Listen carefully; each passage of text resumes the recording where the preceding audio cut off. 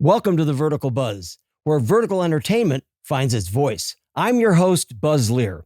You know, back before vertical storytelling actually exploded, before all the apps or before the algorithms, readers all over the world were actually falling in love with a face. Yeah, that face right there. A leading man before the cameras even rolled. 200 plus romance novel covers, over close to 50 vertical films already shot, and he's even stepped into producing. That's right, I'm talking about Eric Guilmette, and we are going to be breaking all that down today. This is covers, cameras, and everything in between. Are you ready? Sound speeding?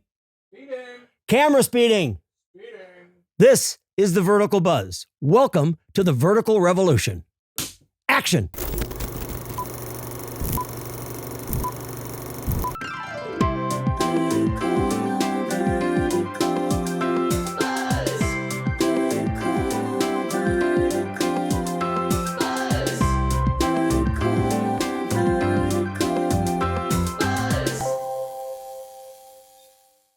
That's how you open. Jeez. That's how you... I've never had an intro like that. There you go. A true actor, a true pioneer. Wow. Bravo. Cheers. Yeah, cheers to you. Welcome, Eric. Cheers. I'm so really happy to have you here. It's been a while coming to try to get Eric on here. I got to tell you, this is one very, very busy actor out there, busy producer, busy everything in entertainment. Well, we made it happen, and I'm honored to be here. Okay. Again, I've never had an intro like that, so thank you. You're welcome. Let's get to let's embarrass you a little bit. Get to your bio so we know that people can find out who Eric Guilmette is, and we're going to go into it right here. Okay, Cool. Eric Guilmette is an LA-based actor. He's a producer and a poet. A poet, no less, known for his success in vertical dramas. Now, he has starred, as I said, in close to 50 verticals across all major platforms, including You Belong to Me, Chosen by Fate, Campus Rivals, and is the creator and producer of one of my favorite films this last year, a vampire series called Love and Blood. I actually chose that one to actually win the Vertical Drama Love Awards as my favorite film. So we're going to talk about that. And Eric, he won the 2024 Vertical Legend and Best Actor Awards at the Vertical Drama Love Awards. And he has also received the Sapphire Vision Award in 2025 at the Vertical Awards as well. He is the author of a successful poetry book called Sex and Oatmeal. And we really have to find out what that's about. So here we go. Eric Guilmette, welcome, man. Well, hey, you guys, let's hear it for Eric. Thank in the house. Thank you again. Yeah, you touched on all the things pretty much. You said close to 50 verticals, and once I hit 50, I'm gonna combust. That's when. That's it. I think it's just over after that. Just happens. You achieved it. You got to 50. It's that emoji with the exploding head. I mean, can an actor get to 100 verticals, or is that? I think that's. I don't know. I'm sure that there's probably some supporting like role that has done like 60 or 70. Well, I'll tell you one person in verticals that told me he'd done over 100 was a stunt and intimacy coordinator by the name of Aaron Fetter. Aaron Fetter. I was going to throw out Aaron's name or Olivia Koo. So we had Aaron on earlier in season 1. We had Aaron on, and it was a great episode. So if you haven't seen Aaron Fetter's episode, go back and look at that. Aaron's a great guy. He's done over 100. That makes sense. Okay. He hasn't combusted yet. Nope. So I mean, maybe I can survive another 50. We'll see how it goes. Absolutely. Yeah. Well, let's go dig into Eric Guilmette and find out what's going on with your life and what's going on. You are from Grafton, Massachusetts, right? Yeah, I'm from Central Massachusetts. Right. I've kind of lived in a few different places in Mass, but yeah, I'm from Massachusetts. I was born and raised to be a Boston sports fan, so that's my primary religion to what's been, through my 32 years of life. And have you ever seen the movie Fever Pitch? Fever Pitch? Of course. Yeah. So like, I'm not as bad as Jimmy Fallon in that movie, but I am like cuts of that cloth when it comes to the Patriots, Red Sox, Bruins. Really? Yeah. It's, my God. It's very much a part of my life. I know, what was it? Timothy Chalamet just skipped the Met Gala to go to the Knicks game. Go to see the Knicks, right? So like that's how if I had a choice between those, you would do that. If it was like the Patriots and like AFC Championship playoff game, or the Red Sox and the ALCS, I would go to the Red Sox or the Patriots over going to the Met Gala. Let's put it that way. There you have it. I love that. But I'm also not Timothée Chalamet, so no one knows Eric Guilmette. You're not Timothée Chalamet yet. Yeah, sure. Yet. That's that. There you go. Well, I mean, you obviously hosted the awards, which bravo, you did a fantastic job. You and Molly killed it. You were so entertaining. Thank you. Molly, when she gave her acceptance speech for winning her award, she was like, she actually quoted one of my poems, which was like one of my highlights of the night. She was like, I'm not famous. I'm not even pho. She's like, that was William Shakespeare. Right. Actually, sorry, I mean Eric Guilmette, and and it was funny because that's still how, like, people all the time, I'll get Cameo messages or messages on Instagram, and they'll be like, how do you deal with fame? I'm like, I'm not famous. What are you talking about? Like, no one knows who I am, So it's one of those funny things where I think the vertical world itself, we can be famous in this small, really big community, like, circle, but outside of that, who are we? But then the vertical entertainment world, just for what it is yes, it's an infant right now, but it is growing. I mean, we don't know where it's going to go. But I believe I believe that this whole vertical entertainment has done nothing but create a new lane of entertainment. It's not competing with anything in particular. It's created a new way of watching and listening to things. Yeah, I don't think any of us, when we started doing these 3 years ago, thought that this would be possible. No, I think, I got into them, and like I had a horrible experience on my first vertical, and I was like, I'm never doing that again. Well, let's talk about it. Tell us about that first one. Well, when was that? It was, so I did one in June 2023, and then I did another one the month after, and like they're kind of separated. But the first one, they like audio dubbed the female lead's voice, or actually technically it was the second one. But the second one, they audio dubbed the female lead's voice for the whole time. So she had a German accent, and then when the edit came out, they audio dubbed her voice with like an AI, like purely clear American voice. Clear American, but like it wasn't like it was. You could tell it was robotic, and I was like, what are we making?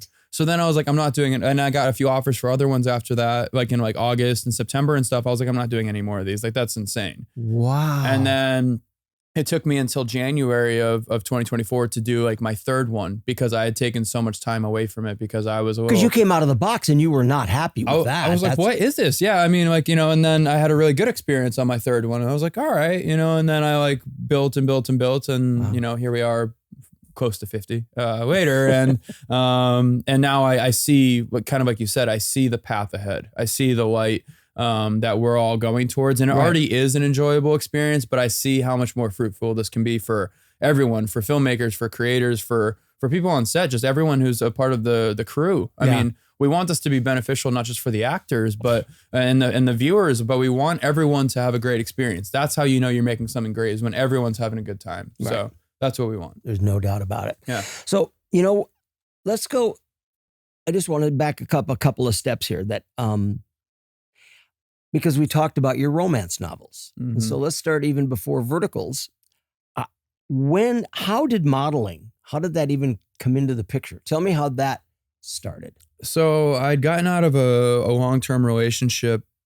I was living in San Francisco at the time, and I just started driving down I-5, and again, no plan. Truly just I lived in Australia before that. I was a backpacker. I was very much a little bit of like a wherever the wind blows me type of guy, right? Okay. And I got to Southern California, and like the second day that I was here, a photographer reached out to me and was like, hey, I want to shoot you for fashion. And at the time I'd been doing fitness modeling and bodybuilding and all this stuff. I was like, fashion, right? And then we shot, and he was like, dude, these are great. Like if you start posting these on like casting websites and stuff, you'll start booking modeling stuff. And then I was like, all right. And then I did. And then I like booked like a shirt campaign. And at the time I didn't get paid like $1,200, which like for I didn't understand modeling money. I didn't even know this was really a career. And this is while you're living in the Bay Area? No, this is, I was up there. So then I got down here. So once I drove down I-5 and got to here, this is when it happened. Okay. And, and I just fell in love with being in front of a camera and like getting to like, kind of release those parts of myself that we hold so tight all the time and so composed, and, get to be a little free form and all that. And then I found romance novel covers. A photographer named Chris Correa, he reached out to me close to the pandemic time, actually. And he was like, I want to shoot you for book cover. And I was like, what do you mean? And he's like, just shoot with me. I'll tell you what it pays, like, whatever, right? And we shot for like 3 hours, and we ended up selling like 20 different covers from that one shoot. Wow. And then he was like, dude, you have to like do this full time. And so then I did, and I traveled all over the world shooting for it. I've been to conventions in London and Australia and all over America. And like, it's been such a unique world, but I fell into the romance novel space, like you said, before verticals. Right. So I knew the tropes that were successful. That's where is that what you wrote? Yeah, you took a lot, because that is the questions that I have. This is a very interesting transition. It's a one-to-one. It is. Yeah. So you literally had a fan base before you even started in this world, which is so fan base driven. I did. I had like a very big modeling fan base, and then the romance novel industry itself is its own niche. But like, of course, again, I was modeling for billionaire romances, alpha werewolf type of romances, and like all these things that you and I now act in. And again, at that time, I was also taking acting classes and trying to like, I did a Lifetime film, I did a Christmas movie. I was trying to grow as like an actor as well. Yeah. But the romance novel thing was such a big part of my journey. And I have 5 more book signings I'm doing this year for my own book as a poet, but then also for books that I'm on the cover of, because I get to go meet fans, and readers love being connected to the models. So again, it's one of those things where I modeled romance, now I act in romance, and then as a poet, I write romance. So yeah, that's a trifecta. It's I somehow got I got the 3. Yeah, you got the 3. Well then, so you start doing these. Do you still do covers?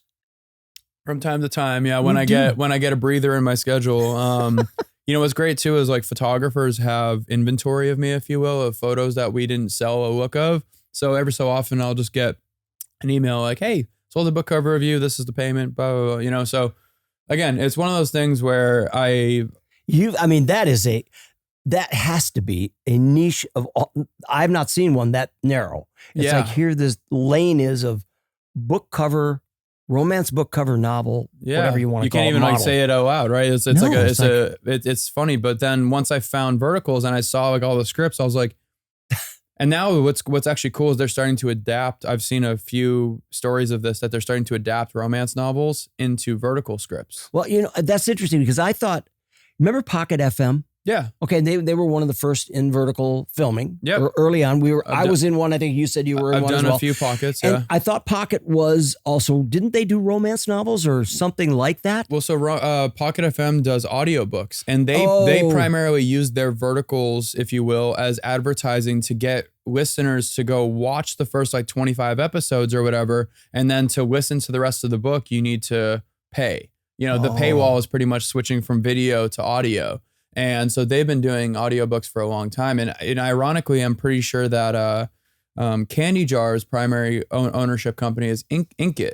And they're also like an audiobook romance novel community as well. So both of those kind of things, they came from that world and transitioned into this. And I'm like, I did the same thing, but like just in a different way. That's exactly right. That's so cool. So it's a fun place to be. And it's so cool because you go to these conventions and some of them will have 5,000 to 10,000 people at them that are like readers and stuff. And so having done what we've done with, we're just at the Vertical Drama Love Awards and like seeing how many people are there and are excited about it, and like Verticon and all these things, and they keep growing and growing and growing. Probably in a year or two, we're going to have a convention that has 5 to however many thousand people at it that are readers that are flying in that want to meet their favorite filmmaker or actor or whomever, right? And so I think that it's, like you said, we're still in year 3, year 4, so still in infancy, but it's coming. You know what might be? It might be an interesting collab. We'd have to figure out how to do this. It'd be interesting to collab a romance novel festival with a vertical festival and see how wouldn't that be something? That would be, a lot of the people who read romance novels, y'all can attest to this. The people who are reading romance novels are also watching verticals. Not always, but there is but there's got to be a common There's audience. an overlap for sure. There's got to be an overlap for sure. That would be a lot of fun. Yeah. All right. You know what we're going to do? We're going to take a little bit of a breather here for a second, because one of our sponsors, our biggest sponsor, is Aiiro, AEIRO.co, the best air purifier on the market, the AC150. If you're in a 300 square foot room, going to keep you completely clean. This thing is like the best. You can operate the entire system right here on your phone. Oh, wow. It actually, you can put it on your phone. It'll tell you how bad your room is, which you might not want to know. Oh, mine's definitely bad, probably. It'd be bad. And then it'll tell you when it's all cleaned up and doing great. HEPA air filters, AC 150. There it is right there up on the board. AC 150 from Aiiro, AEIRO. Check it out, AEIRO.co. I got to get an Aiiro. The only thing you should be breathing in is inspiration. Okay. Is that their motto or yours? No, that's mine. Okay, all right. I was like, I'm not sure if you took that or if they have it, but that's a Vertical Buzz tagline like for Aiiro. Isn't that good? The only thing you should be breathing is inspiration. Do you think that a lot of fans found you after the romance novels or because of the romance novels? Yeah, I think like in terms of my fan base and knowing who follows me and stuff, I think most people still found me through verticals. Okay. I think the numbers, this is my own little, I don't even know if it's I want to say it's a conspiracy theory, but it's not. I mean, it's just accurate. Like they'll say like hundreds of millions of people watch these things. Hundreds of millions of people don't watch these things because if they did, every actor in the space would have millions of followers, right? And we don't. So it's interesting because I've recently heard how those numbers can get accumulated. Oh, you can. It's almost like scraping data off of like an Instagram post that got 5 million views and counting that as views. And I'm like, that's not a view of the show. No. Yeah. Anyways, but there are these numbers that we all have been touting for a long time. It's like, because I remember I had one come out early this year that we had shot in December. Came out early 26, and within 2 days we had like 22 million views, and I'm like, what? And if you had that, what? Hollywood would have been in this so long ago. Hollywood would have been like, why are we making $200 million films? Let's just go make some verticals and we'll go make a shit ton. Yeah. So it's like, how do they get these? But those are the numbers that they were printing. Yeah. I mean, they were literally printing, saying this week, this film had this many views. Yeah. Or like a show that has 300 million views. I'm like, no, it doesn't. What? It's like you're like, and again, these companies own their own data. They can do whatever they want. I don't really care. But it's one of those things that on the investor side of things, when you're trying to pitch like, hey, we want to get funding for this film or whatever, like these shows get, when like, I will always say like, just so you know, these aren't accurate number of people watching these because again, if they were and each of them was paying $10 to watch it, that means that one of these shows would have made $3 billion and they haven't. No. So yeah. No, but the producers do show up in Rolls Royces sometimes. No, I'm just kidding. Oh, well, it is funny when that happens, when the executive producer comes to set and they'll show up in like a really nice car. Oh yeah. Yeah. And then I'm like, and they're paying their extras like $150 a day. Or it's 50. Like, or $50, whatever. You're like, oh man. Yeah. No, it's funny. Yeah.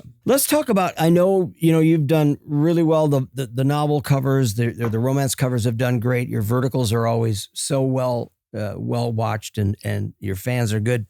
Talk to me about stepping into producing. I mean, talk to us about how that happened. How did you transition into it? Are you loving it?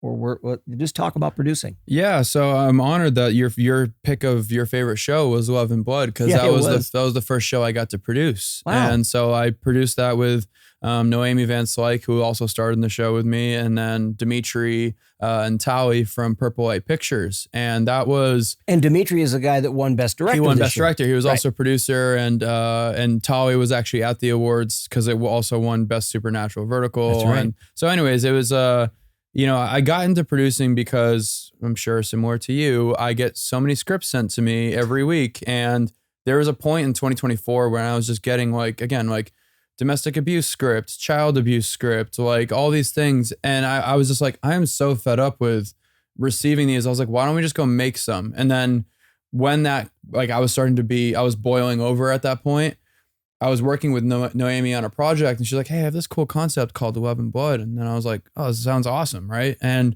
then a week later, I was down in Mexico with Purple Light filming a project. Okay. And then I was like, would you guys want to produce a vampire series together? And then in the span of 4.5 weeks, we went from an idea to filming. And wow, we got funding right away. Our incredible investors came on board. They trusted us gave us the reins. We then got our cast, we got our locations, we had a completed script maybe 2 days before we started filming. And then we started this, multi-part series. We've only filmed part 1 so far, but knowing that it was one of your favorites, is really nice because we're and knowing that Love and Blood was actually up for best film feature of the year. Yeah. You were in the top 12. We're in the top 12 for 2025. Of how many films? I mean, there's hundreds of them. Yeah, thousands. And so anyways, I got into it because I was fed up with what we were doing. And then once I was on that, all the time I've gotten to do a lot of interviews about Love and Blood. And I've talked about how my favorite experience wasn't actually acting in it. It was getting to watch all the other people act in it and watching it come together and watching the fans, like, the Love and Blood series account has 2,500 followers, and the fans became very much attached to it. Oh, and so when you create something that in the vertical space resonates for more than 4 days, you did really well. Yes. And that show started filming in December 2024. And it's still being talked about now in May 2026. And so I'm honored because we've been able to keep the narrative going, keep something that people are excited about. And while we only have one part so far, how many verticals have you done that you shoot it, it goes out, it gets watched, and then you're on to the next one? That's the standard. That's the standard. That is the standard. So when I got into producing, I was like, I only want to work on things really that can have a life beyond this. And so then after that, I produced a show called Campus Rivals with Adam Santa Cruz and Brielle Lee. And our goal with that was to have as many vertical cameos as possible. And so there's 20 vertical stars that cameoed in it throughout the film. And that's fun. And then after that, I was an associate producer on the show, another show I did with Dimitri and Tali. And then I just produced a show that stars the All-American Rejects. And it's tell us that one. Yeah, so I can't say too much. I definitely am breaking some sort of rule right now, but it's coming out in a couple of weeks. So honestly, whenever this airs, it'll be... it'll be out. Oh, great. Perfect. It'll probably be out by then. So that's cool. Good. Perfect. All right. So anyways, I got the chance to produce a vertical series that is a narrative that stars the All-American Rejects, and it's called Superfan. And it's a hilarious show. It's a comedy. It's a true comedy. Okay. And I get to play the band's manager. And again, the fun in that show for me was seeing all the creative energy come together and make something that hadn't been done in verticals yet. That's what I constantly want to do is how can we make the space better? How can we have fun on set and do something that hadn't been done? And this is to promote their new album. So kind of like Love and Blood, where there's not a lot of hitting, there's not a lot of violence there. I mean, it's normal vampire stuff, but but there's not the abuse. Well, it's cinematic. It has a good story beat. Cinematic. That's where I just fell in love with Love and Blood, because the cinematic quality for me was just right there. Yeah, and Jonathan Wang was our cinematographer on that, and you can see the shots are planned with a cinematic style, no doubt. And so anyways, anything that I'm pretty much producing these days is too true, because again, we can act in these things. I feel very blessed and privileged. Yeah. I can act in these. I don't want to say as much as I want, but at a very high rate. But right? You could act in them whenever you want. If I wanted, at this point, if I wanted to, I could just continue just acting and then not have the stress of producing. But I fell in love with the actual aspect of creating a family and building something together and making something that again is going to resonate with the fans so well. And so that's what I've done, and I have 4 other things that I'm going to be producing this year. Well, that was my next question. How much you're really diving into the producing? I'm so how many have you done now? Produced? So I've produced 5 shows. Okay, and you've got how many more on the board? I have 1 more that 2 more that we're producing this summer, and then I have 2 more that are slated to be produced sometime this year. So, and those are the things that I have that are guarantees. I also have my hands in other pots because I'm very much. I'm a multitasker. I'm a psycho. Absolutely. A little bit of an overachiever. And that is one of my most favorite things that I've stumbled upon just by accident, by being in this world of vertical entertainment.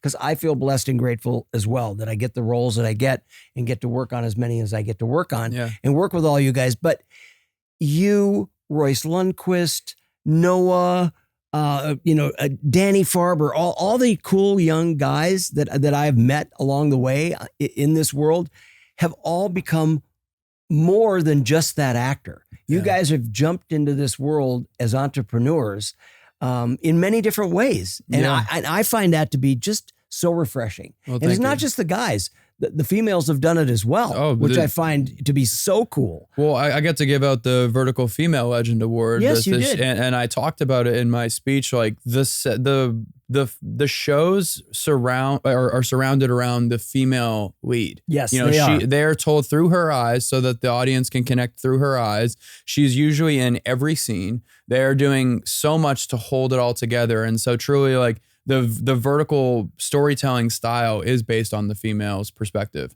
And so like so many people are doing incredible things, you know, from Kylie and Candace and everyone over at Shara.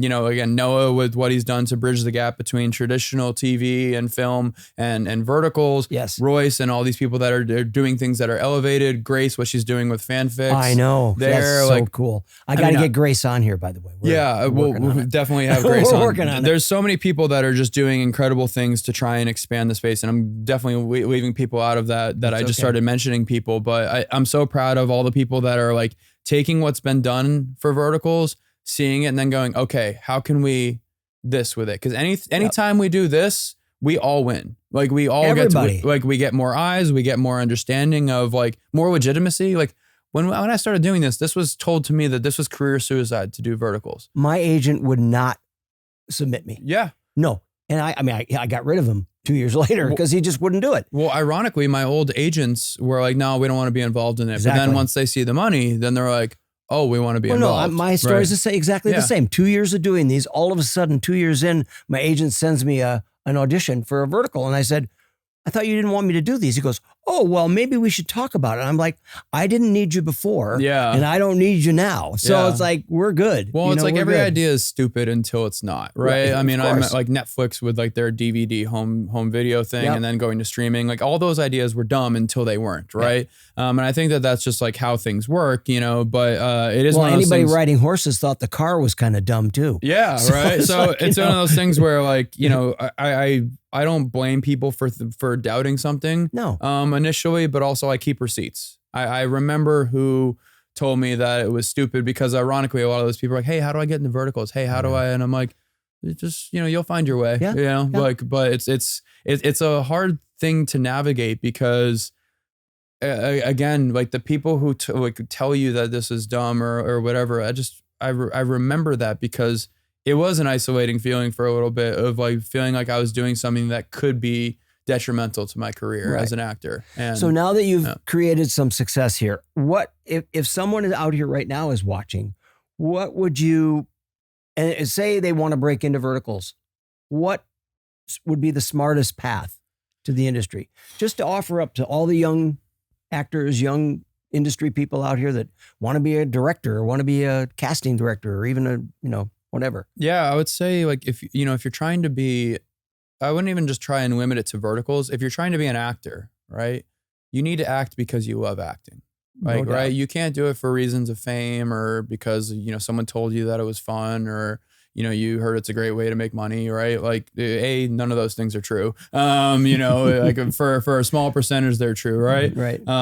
So really make sure you understand why you love acting and creating. And in terms of getting into verticals, I don't know if I actually know the way to get in. You know, I was very blessed to get in at the ground floor when this was, you know, truly an infant, a born infant, right? First one I ever showed up on, I didn't even know it was a vertical. I didn't know what that. You're like, why the cameras what are you sideways? doing? No, they shot it on iPhones. Oh, the first one I did, they shot on 3 iPhones. I've told that story too many times, funny. but that's the truth. Yeah. So getting into it now, you know, I think there's obviously 9 million castings for these, right? Yep. Going to Actors Access, every third breakdown is a vertical series, which I think is why everyone got into it. Because they're like, I want to act. I want to act.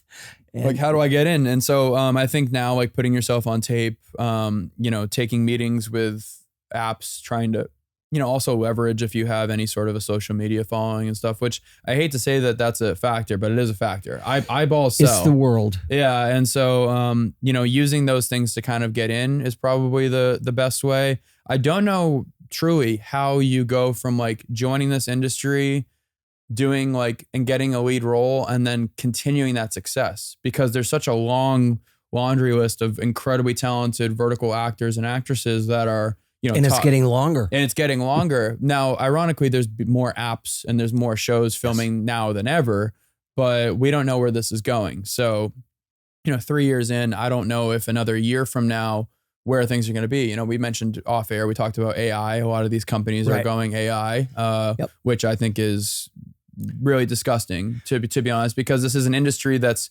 created by humans for human consumption. So when we're taking away the human element, then what are you getting at the end of it? it's just entertainment of some nature. Right. So like, ironically, when I started hearing about a lot of the big apps either going full AI or 50% AI or 30% AI, I was like, well, hopefully they just take the scripts that we don't want to do. Hopefully they take the domestic abuse ones and the child abuse ones and the weird scripts that none of us want to be a part of. Hopefully those are done by AI because no actor wants to act in those we things. don't want to do that. And I think that, you've hit on where I know my feeling is of this. I do believe that's where that's going to go. Hopefully. Are they still going to get a lot of clicks? Of course, because that's what the consumer likes. Mm-hmm. But I think that there's just going to be enough. There's so much that's up in the air right now. There's over 200, almost 300 now apps showing this stuff.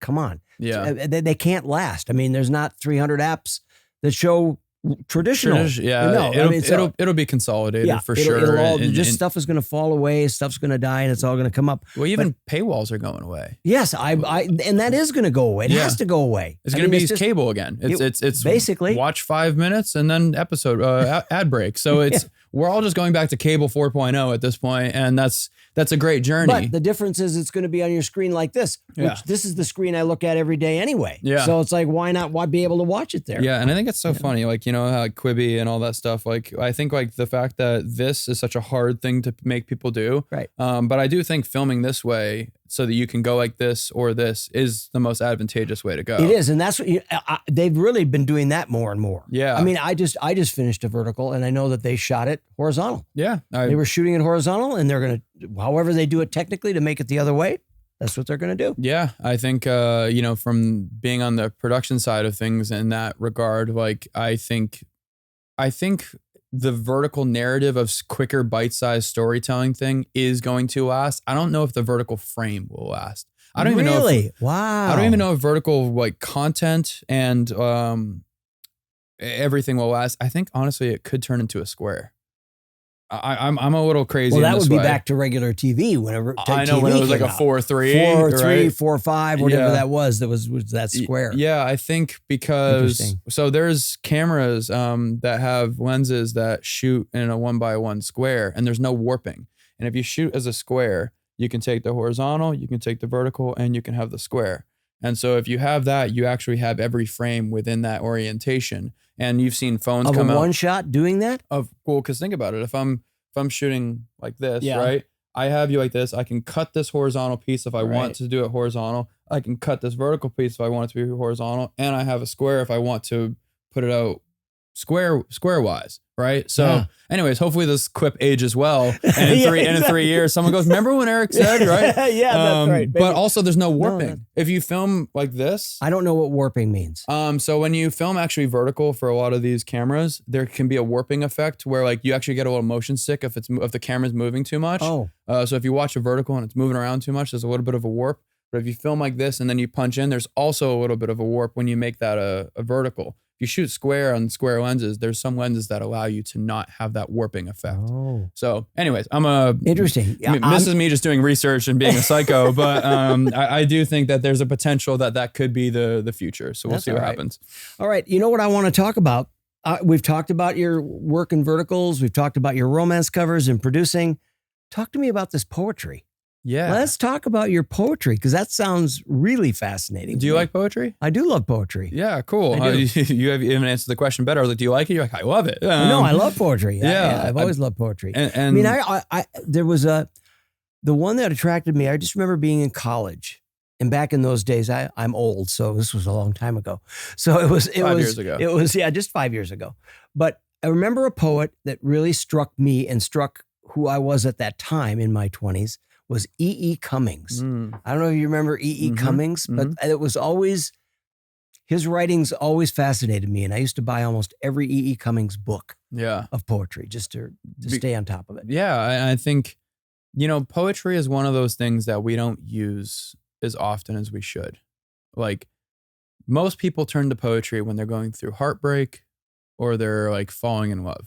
That's when people go to is those highs and those lows. Okay. And I started to use poetry in my own life as a writer and a reader to make sense of my life, to make sense of even the days, the Tuesdays and the Wednesdays, right? Not just the big loves and the heartbreaks. I started to use it as a way to go through life. And you would understand this as an actor we have to do homework on ourselves. We need to know Always. We need to know what we can pull from, those moments of sadness that we can pull from when we have to substitute that for our character in a scene or whatever. And so for me as a poet, I started writing because of love, and I continued writing because of heartbreak. And then I learned to actually use my writing as a tool for myself.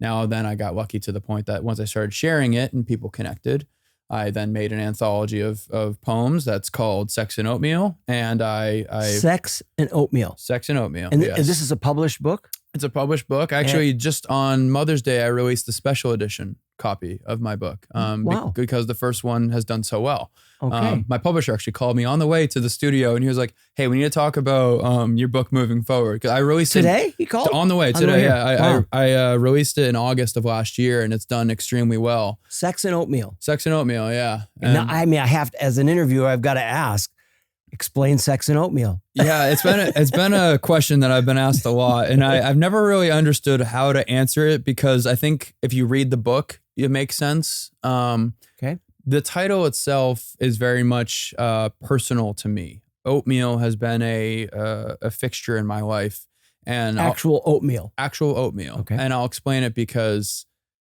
so I was a bodybuilder. I became a bodybuilder at age 19. Okay. And when I was a bodybuilder, I hadn't gotten to fitness yet, but we were there. I had it all down. We're getting there. We'll cut it. We'll cut to fitness, and then it'll parlay into my my poetry. But as a bodybuilder, I needed to eat massive amounts of food that are dense, calorically dense foods. And at the time, I was not wealthy. I was very much poor, for lack of a better term. I wasn't poor, but I was like, I was pretty much a college budget level kid, right? Got it. We've all been there. Yes, we get it. Like, oh, you got $100 this week. Good luck. Whoa, right? I'm good. Yeah. And so anyways, a food that it became a staple for me was making oatmeal, because it's clean carbohydrates. It's, oats. It's just a carbohydrate source. And I would put protein powder into it and peanut butter and all this stuff. And I would make a thing that was like 600 calories that was dense in protein and carbohydrates and healthy fats. And I would eat that 2 to 3 times a day.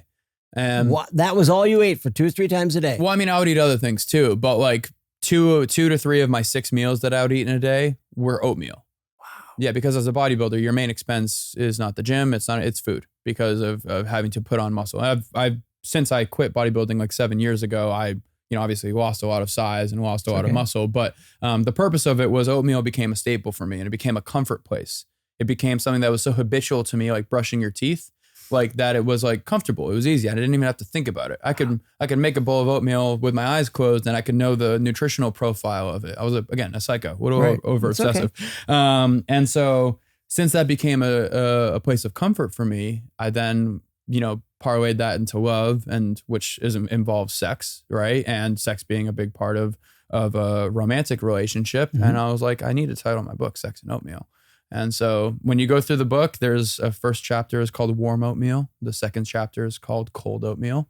The third chapter is called Sex. And the fourth chapter is called And the Rest of Life. And everything else. And everything else. Yeah. And so like, what else is there? There's everything else. And so it's funny because when I started sharing it, I didn't know how it would be perceived. I didn't know if my writing was good. I have a...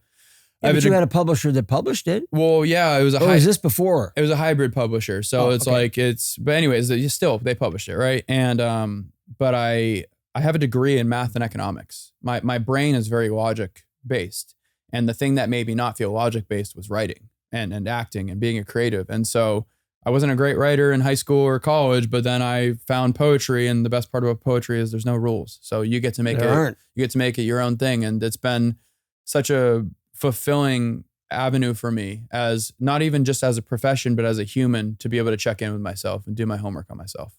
So this is almost like a mental health thing. Pretty much. Yeah. And then the way it's been explained to me, that's pretty much what it is. But then you share it with the world, and you also fall in love with the feeling of other people being inspired by you or being seen by you. I just had a 100+ person event in London. That was a 2-day event. I had it last month. That was called the Ink Collective. And it was a 2-day event that was celebrating poetry and contemporary art. And you were there. It was my event. I mean, me and 2 other people are the founders of this company that's called the Ink Collective, and we created this thing where we, 100+ people came, and we did spoken word. We had other artists come in, like improv artists and musicians. And yeah, again, I never imagined any of this, and I feel so blessed, truly to like have this type of experience. But yeah, I made my own jewelry line. This is all poetry jewelry. So we've got so many links we're gonna have to post on this episode. You don't have to post any links. Just post it's gonna be great. So you end up with this event in London, and there's a lot of fans and. Yeah, I mean, I've also gotten to see, like, from my quote unquote fandom, like 9 of them have released books themselves since I've released a book. And really, the best inspired by you, do you believe? Yeah, well, the best compliment you can get as an artist is when you inspire other artists to create art. No doubt. And so no doubt. like if I go through, I mean, there's so many of them that were at the event that have been published poets, and then. It's again, I never imagined any of this. That's got to give you chills when you sit back and think about it. It does. Mean, it's like, wow. Do you do Cameo? Do you know Cameo? No. So Cameo is like a app that you can like request. My daughter is on that. Okay, yeah. My daughter's on. So anyway, Cameo. So I do like anywhere from like 5 to 10 cameos a day. Yeah, I don't know if she does that many. You still do that many every day? Every day, yeah. Either wishing people happy birthday, or helping someone through a tough time, or answering questions or whatever, right? And so anyways, on there, I get to also hear other people's like journey of how I might have helped inspire them, even in the smallest way, to publish a book or to put themselves out there and be vulnerable, because art is vulnerable. Being 100%. Being vulnerable is required to be an artist. Yeah. And so, it's just been such a fulfilling experience for me. Well, that's great. Yeah. You know what? We're gonna lighten it up a little bit. Okay. Not that was that deep, but it was fun. We got a little tear. I'm really impressed with the whole poetry that you created. But we are going to do a segment. This is one of the popular segments on the Vertical Buzz called Rapid Fire. Okay. So we're doing Rapid Fire today with Eric Guilmette. And we got some fun things to ask about. There's no rules. All you got to do is the first thing that comes to your head. Okay. Whether it's one word or whether it's a sentence, don't make it a paragraph. First thing that comes to my head. First thing. Let's get it. Let's go. Number 1, romantic lead, villain, or action hero? Romantic lead. Self-tape pet peeve.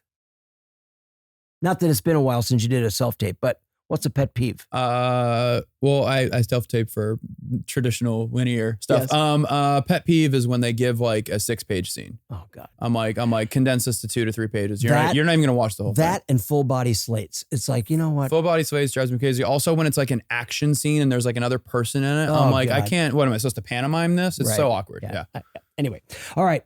What's harder, memorizing lines or hitting marks on vertical speed shoots? This is gonna sound so narcissistic. I don't know if either of those is hard. All right, there we go. You get that? If you've done enough verticals, you should be able to hit your mark. And also, vertical training is you can memorize 20 pages a day like that. That's because you have to. Yeah, you have That's to. just the way it is. Yeah. All right. If you could star opposite anyone in vertical right now, who would that be? I'll say my best friend, Jeff Violet. Him and I have gotten to do one project where he plays my brother. He's been nice. He's been my best friend one of my best friends for 14 years. Oh. And like we've always Have you guys known each other since Massachusetts? Yeah, he went to college with me. Wow. Yeah. So very cool. So it's one of those things where I would love to just have something that kind of extrapolates on our friendship. Nice. Kind of like a Step Brothers type of comedy would be fun. That'd be fun. But comedies aren't really vertical yet. We're trying Not to get yet. them there. Everything's a yet. I believe that. So doing a Step Brothers inspired comedy with him would be hilarious. All right. Yeah. Dream role you still want to play? Serial killer. Very cool. Have you seen, what was that recent one I just saw? It's on Memory of a Killer. Oh, I haven't seen it. With, Patrick Dempsey. Oh, I got to see it. Really stretch of a character for him. I just watched. You should watch it. I just watched Memory Flesh. of a Killer. Have you seen Flesh? Memory of a Murderer. Or Fresh? Fresh. No. Fresh. Fucking wild. Really? Sebastian Stan. I believe that's the actor, if I'm blanking on it, but great movie on Netflix. Very fucked up. Very much makes you want to kind of vomit a little bit, but he does a great job with that role. Well, that's cool. Yeah. Okay. Yeah. But Memory of a Killer. Memory of a Killer. Yeah. Okay, Yeah. got that. Okay. One thing that audiences have no idea about how intense vertical filming really is. Oh my God. Like the first scene between you and the female lead that you've never worked with before could be an intimate sex scene. And because it could be with the way they arranged the shooting. I just did one. That was like the first scene that we did. And you had never worked with her? Never worked with her before. And like, again, I know it was a scheduling issue that like we needed to shoot that before the sun went down.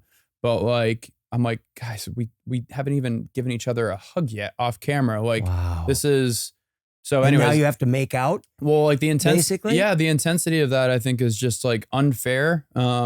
Also, another intensity, I could go, this could be an ongoing series, is like so many times we get questions from fans of like, where is this going, right? When is this coming out? We don't know shit. They don't tell the actors we don't know anything. We don't even know the title that it's going to be released I'll agree with nothing. We don't know anything. Then we know just as much as the fans and then know. The title changes. So I have a whole issue with that. Jen wrote an article. Yes, she did. God bless Jen. She wrote an article on title talking about changes. Jen Cooper, Vertical Drama Love. Yeah, and if you read that article, you can see she doesn't say my name in it because I like gave her information that I was kind of giving like third party ish, if you will, but about a title change that was technically illegal by my contract standards. God. So yeah, title changes drives me fucking crazy. Very intense. All right, now we are going to move into a little more fun. I mean, that was fun. Rapid fire. Yeah. We did a few. I mean, I've got a lot, but I want to know more about Massachusetts and your Northeast roots. Okay. So we've got some rapid fire. We got Massachusetts stuff here. Okay. All right. We're talking Grafton roots, Boston energy. That's what we're getting into here. Serious question. Dunkin' or Starbucks? Dunkin'. Lobster roll or clam chowder? Chowder. Technically, if I'm doing these, I'll do these correct. It's Dunkin' and chowder. Chowder. See, no, you just took one of my questions. That's okay. That's okay. That's good. All right. Red Sox, Patriots, Celtics, or Bruins? You're gonna make me fucking pick. Wait, no, rank them. 1, 2, 3, 4. Oh, okay, come okay. on, Thank come on, God. come on. I was Here like, you go. I You can't can't. No, I can't ask you that. All right, it's easy. It's Patriots, Red Sox, Bruins, Celtics. All right, there we go. Yeah. Fenway Park or Gillette Stadium? I mean, they're both. Oh, Fenway's so iconic. Like when I gotta go Fenway. I mean, I'm a baseball fan. Like the atmosphere of Fenway. If you've never been to Fenway Park, just walking around Yawkey Way and just Lansdowne Street, just like that area in general, like the smell of the sausage and peppers and onions, and just the guy that's, like it's such a beautiful experience. Going to Gillette is too, but Gillette is also, there's Patriots Place all around it. There's shops and stuff. You don't feel the full energy until you're in the stadium.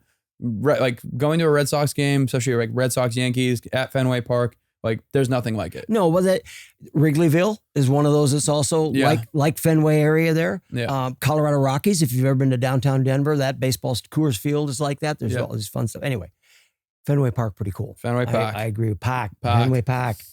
Okay, what is the most Massachusetts thing about you? That, I mean, my sports, again, if you were with me on the Super Bowl, I was not a happy camper watching the Patriots get Come completely. on, you've had, how many Super Bowls have you won? Well, okay. So we've won 6. I've gotten to watch 10 as a full grown adult, and which has been, I feel very blessed. My birthday is I have also, no bad, I mean, listen, you're talking to a lifelong Minnesota Vikings fan. Oh, you guys are great. Come on. 4 heartbreak Super Bowls, never have won one. No, but I mean, they're always right there, but they never finish. It's like you don't do you know finish. Kiki Califragnoli? He's a vertical actor, and he's a big Vikings fan. Oh, really? Yeah. So you're in company around here, around these parts. But no, I have no sympathy from anyone being a Patriots fan because we've gotten it for so long. And our drought was 5 years between Tom Brady retiring and Drake Maycomb. So bad, so horrible. Yeah, I know. So but either way, I would say ask the Charger fans how they feel about that. Yeah, the Chargers fan. I don't know. The thing is though, like, I mean, you would understand this, like. The fan bases of other teams are sometimes very lackluster. I feel this way when I go to like an Angels game, for example. Not shitting on Angels fans. I'm just calling a spade a spade. When I go to like a Red Sox Angels game in Anaheim, and there's more Red Sox fans than Angels fans. 70% Red Sox fans. I'm like, you guys don't even care. No, they don't. Yeah, but also, that's we think we're the best. So the most Red Sox or New England thing about me is we think our sports teams are the best, even when we're in like second to last place, like the Red Sox right now. Got it. Yeah. Snowstorm or heat wave? Heat wave. I did 20 years of snow, I'm done. You're talking to a Minnesota guy here. Yeah. I understand the snowstorm stuff there. Were you a hockey player then? Yeah, of Yeah, course. okay, all right. We both played hockey. Who doesn't play hockey if you grow up in Minnesota or if you grow up in Boston? Those you probably, I'd say St. Paul, Minnesota is one of our neighbors across the street growing up, they always had a rink in their backyard. Yeah. And one of the younger brothers, the one that was younger than me, he played for the University of Minnesota when they won the championship, and this is going way back there. Okay. But he was the goalie for Minnesota back when they won the national championship. Yeah, I mean, hockey is one of the best sports to play. Playing it is such a high. And I played for 18 years. Oh, did you? Okay. Yeah, I played a little bit in college too. I was never good enough to go anywhere, so I stopped. But it's okay. But it was one of those things where, I haven't done a hockey vertical yet, which is so ironic. Wow. Yeah, I know, right? Why wouldn't you do that? Well, I haven't been asked, wow. And because I'm not, Come on, world out there, give this guy a hockey vertical. Well, then, ironically, make him really happy. Yeah, right. I'm not gonna shit on like hockey verticals, right? No. But I see some actors that they cast to play a hockey player that can't even walk on the skates, and I'm like, that's right, guys, this looks fucking terrible. Like why didn't you cast someone that actually can play, skate, can actually skate? Yeah, I've tried to develop a few shows. Going on producing, right? I developed a few shows that were around hockey. It's just getting a hockey show sold right now is not easy because it's been done a billion times at this point since Breaking the Ice. So right. And now with the World Cup coming up, how many soccer ones are being done? It's like, oh my God, let's do another soccer video, not a soccer vertical. Yeah, but, I'm not a good soccer player, so don't cast me for that one. Okay. So give me that New England accent again. We want one of those. Like the whole say you're on. Give me a. Hi, I'm Eric Guilmette, and I'm on the Vertical Buzz Only. Give me a little bit of Boston there. Should we get that on camera? Let's get that one. Hi, I'm Eric Guilmette. I'm on the Vertical Buzz, and I'm here with Buzz, and we're talking about Dunkin', and he likes Starbucks, and I say fuck Starbucks because Starbucks is shit. Dunkin's the best, and the Red Sox are the best. Fuck the Vikings. Let's keep it going. Yes. All right. Final question: could you survive eating an entire month of only eating New England food? At this point, no. I try to live a balanced diet that way so my body can sustain stuff. It's written in our scripts. He has water cascading down his muscles and abs, and I'm like, I have to maintain cascading abs. That's so hard. So if I was eating lobster rolls and clam chowder every day, I'd be screwed. Yeah, there would be no cascading. It wouldn't be cascading. Would be a waterfall. it would be a nice ledge. A nice little stream that goes down. So yeah, exactly. But maybe one day. Yeah. Hey, let's do another little shout out here for Aiiro. We're going to do it for our sponsor, Aiiro, AEIRO.co. That is the best air purifier on the market, the AC-150. And there it is right there on the screen. It's going to clean up a 300 square foot room. It is so quiet. You know that we could put these on every set in America? Really? And you would never hear it. You would never hear it. We need those because on set, we can't even roll anything. I know. Yeah. It's like, yeah. God forbid you walk. God forbid you walk and you hear a heel clack in the background. Cut. Do it again. Yeah. Retake. Go back. Hold.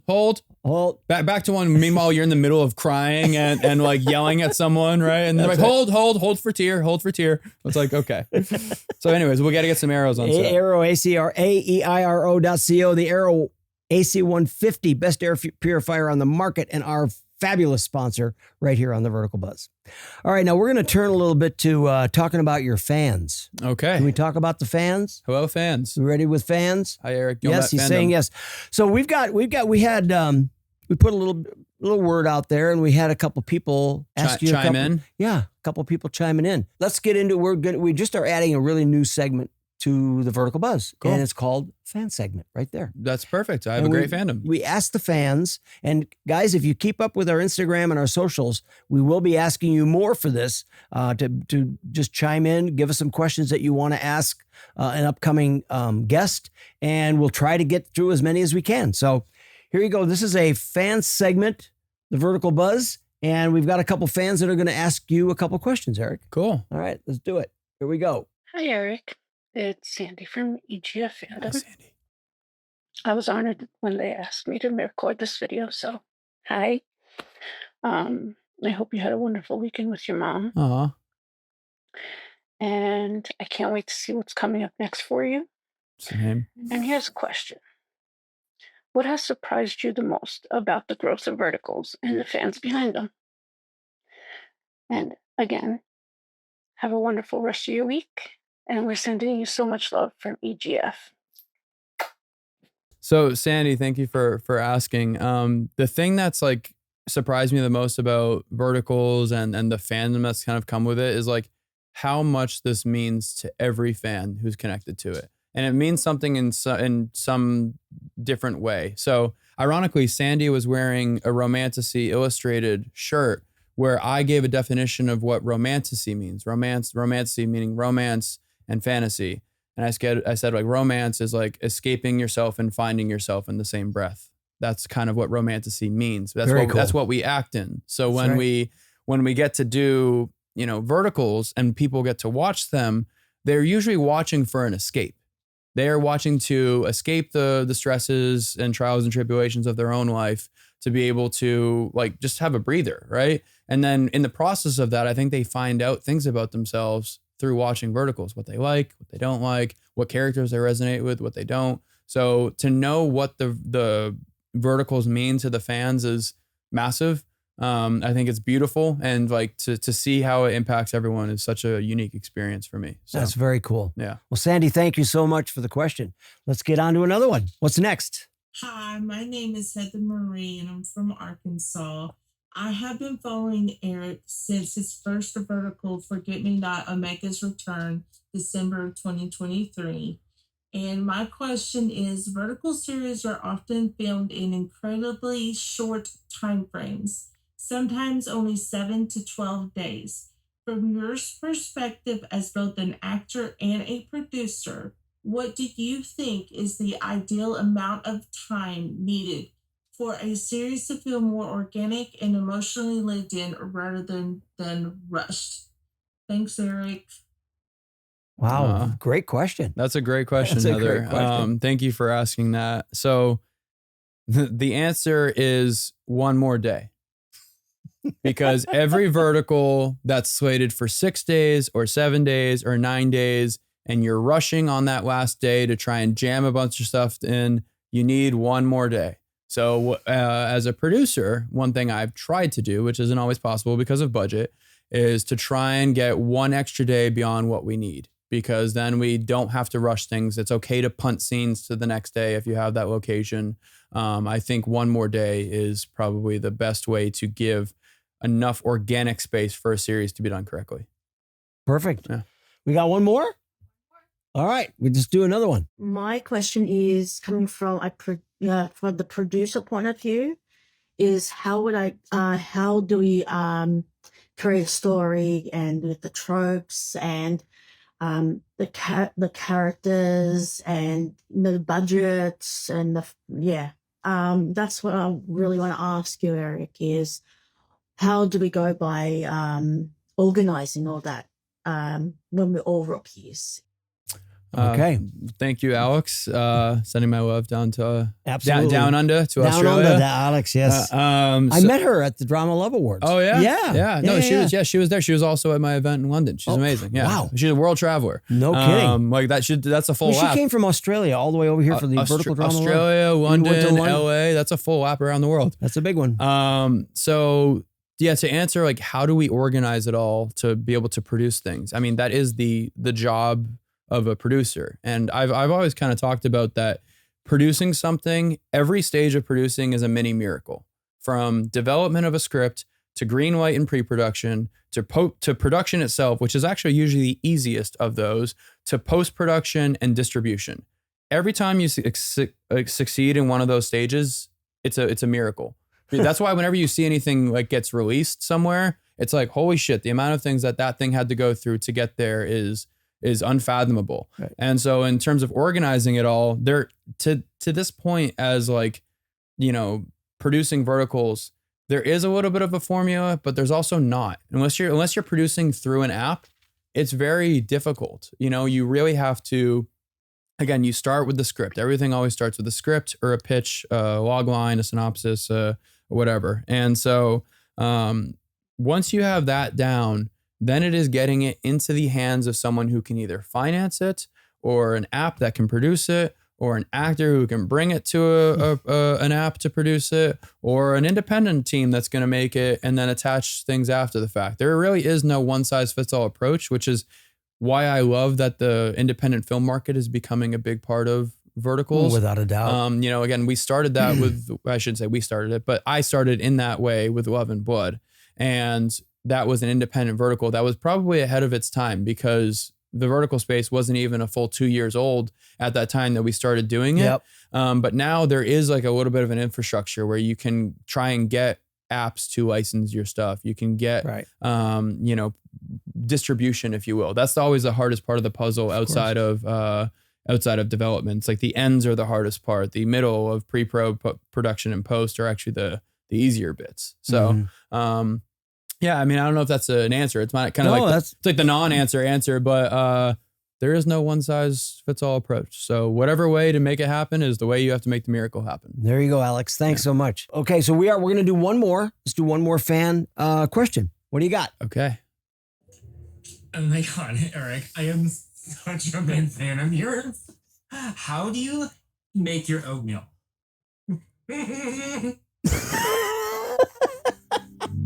We knew you would love that one. Hey Shay. Hey Shay. Looking very dapper in your suit and bow tie. I don't know. I just put it in the microwave. I feel like to serve oatmeal to you in that suit, I would really have to pull some strings because if he just ate it the way I ate it, it's not that prestigious. It's very much water and oats in a microwave. But that was funny. I appreciate it, Shay. Shay and I did one of my first ones together. It was like, I think my third or fourth vertical, up with Ashley Michelle Grant and Andre Pernilla, directed by Matt Macedo. We were in Fresno. We shot that one for like 12 or 13 days. So in Fresno. Yeah. Wow. We were up there. And anyway, Shay's one of the funniest kids I know. He is. I've worked with Shay twice and he's very funny. He's hilarious. Yeah. I'm like, the dude deserves to just be doing comedy all the time. Also, his voice skills are incredible. If you ask him someone asked Shay to do the hormone monster from Big Mouth. I still have it saved on my phone, because I was like, when I'm feeling down, I'm just going to listen to Shay do the hormone monster, because it's spot on and it's so good. Oh, that's so funny. Yeah, what a great kid. That's great. All right, well, that fan segment, you like that fan segment? I think that's great. I think some app or something needs to sponsor that fan segment, because the fans are what make verticals great, and that's the only reason why anyone knows my name is because there's fans that watch these things. That's right. So some app, please sponsor the fan segment. So there we are with a new segment for the Vertical Buzz called the Fan Segment right here on Vertical Buzz. And we're going to get a sponsor for that. You watch where we go with that. All right. So just a couple of questions here. And I think that we're getting at a point to where we may have to start wrapping this up, which I don't want to end, because this has just been an incredible conversation and a great discussion. Yeah, it's been good. Tell me where you think vertical storytelling is headed over the next few years. Just give us where's it going? So we went from student film level, iPhone shot, vertical like craziness to very professional, well organized, Hollywood inspired, sometimes Hollywood starring vertical productions in 3 years. We have now gone from that to this in America. Mm-hmm. The next 3 years, I cannot forecast what that will look like, but I do know for a fact that this isn't going away. This will continue to expand within an American market.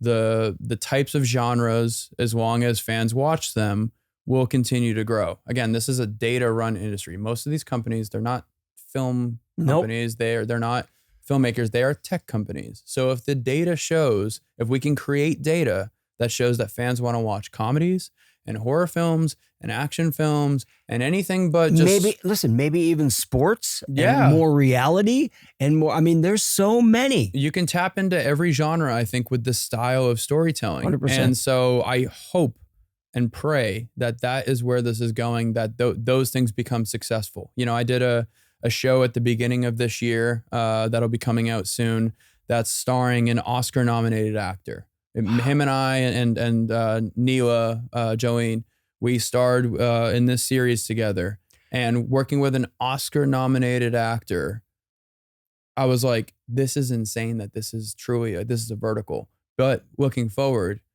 if We things, can't wait to be able to tell you what this is all about here on the Yeah. Vertical Buzz, because when we know, we will let you know that this is coming out. But this is really it's exciting news, not just for Eric, but for everybody in the everyone. vertical entertainment world, because this is legit. well, how do we make the space more legitimate? We get legit Hollywood eyes on it. Right. And so that will, and from a producer standpoint, that allows us to package stuff where we're like, okay, let's take these vertical stars and these Hollywood stars and put them in a series together. Let's do a White Lotus inspired show. Let's do an Ocean's 11 inspired, like you can really, Yep. then the world is our oyster if that data shows that these perform well, because then it opens us up to be able to make things that are bigger and better. So that is where I see all of this going, and I'm trying every day from the sense of developing scripts or producing or having meetings and conversations with as many people as I can that have influence in this space to try and get that to be where this is all going. So we'll see. So do you think there's enough hours in the day right now? No. I'm like that. I mean, I'm I finding need 30. If we had 30 hours in the day, I would be exhausted, but that would be fantastic. It's just like your answer for verticals. If I had one more day, One more just day. one more day, it Yeah. wouldn't be quite as crazy. But It's hard. I think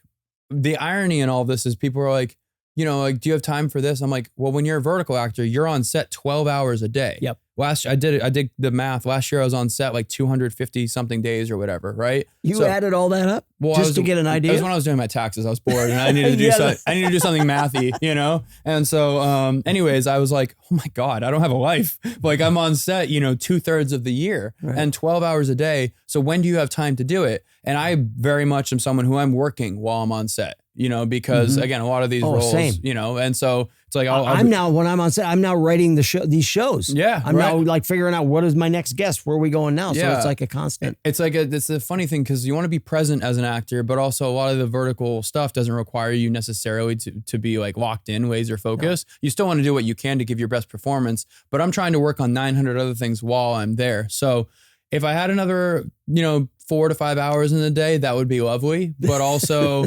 I'm hoping to get to a point that there is more of a balance of we're not trying to always create like what the next thing is. I hope to get to the point that I can do 4 to 5 movies a year and call it a day. But that's the dream, if you will. And in the process, I get to live my dream, every day of making a living and doing something where we're acting as much as we want, really. So you said all of this started, these romance novels, and all of this started right after the pandemic or during the pandemic? Pretty much so during. all of this success in your life between romance novels, vertical films, producing, and poetry has all come in the last 6 years. Yes. Yeah. And I mean, come on. Is that not just a dream? It is. People talk about like, when do you making it, right? And I think every actor has the idea that, I made it when I win an Oscar or like when I get nominated for an Academy or any of those things, right? That's not my belief of what making it is. Making it is having success in your field where you get to wake up every day, do something you love, you make money doing it, you make a living doing it, but you're happy, you feel fulfilled by it. Yes, you are still striving to do bigger and better, but you also feel fulfilled by where you're at in your life. And it's mixing that with also the personal happiness of life and love that you get to live. So I very much wake up every day, and as much as, the day-to-day can sometimes feel a little like nitty-gritty, a little overwhelming, a little like I need to take a breath, I'm also so privileged and blessed to get to do what I do. So yeah. All right. With that, we are going to have to back up and say we're getting there. Hey, we gotta wrap it up at some point. I'd love to keep the conversation going, but all right. So we're gonna start wrapping it up here and talk about closing the door, but I don't want to do that.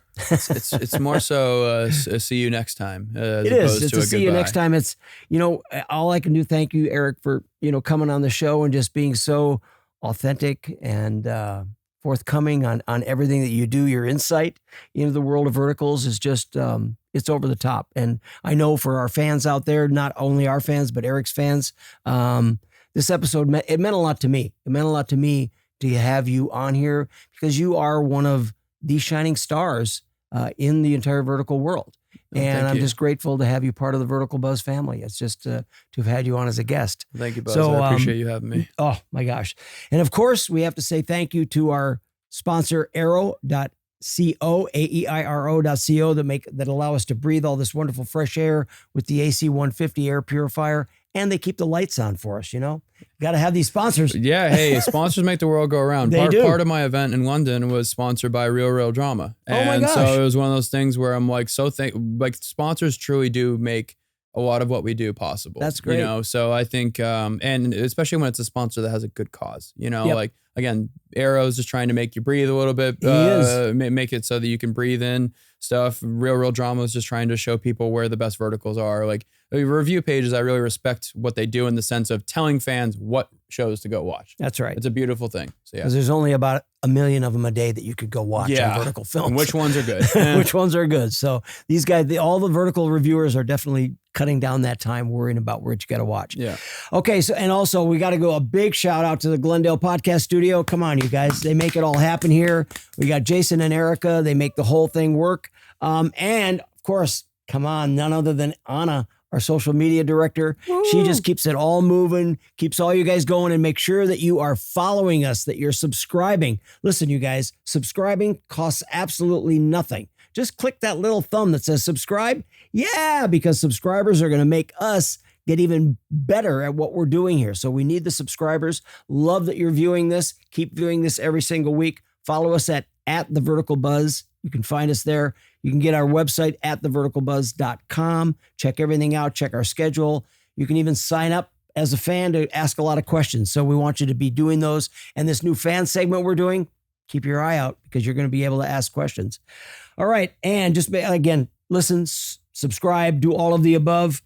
And I just got to thank you guys. You know, thank every one of you for listening to The Vertical Buzz. It's always a pleasure to be here with you guys every single week. And just keep watching because, as I always say, what do I always tell you guys? The future of vertical entertainment is right here in the palm of your hand. This is The Vertical Buzz, the voice of the vertical revolution. Cut!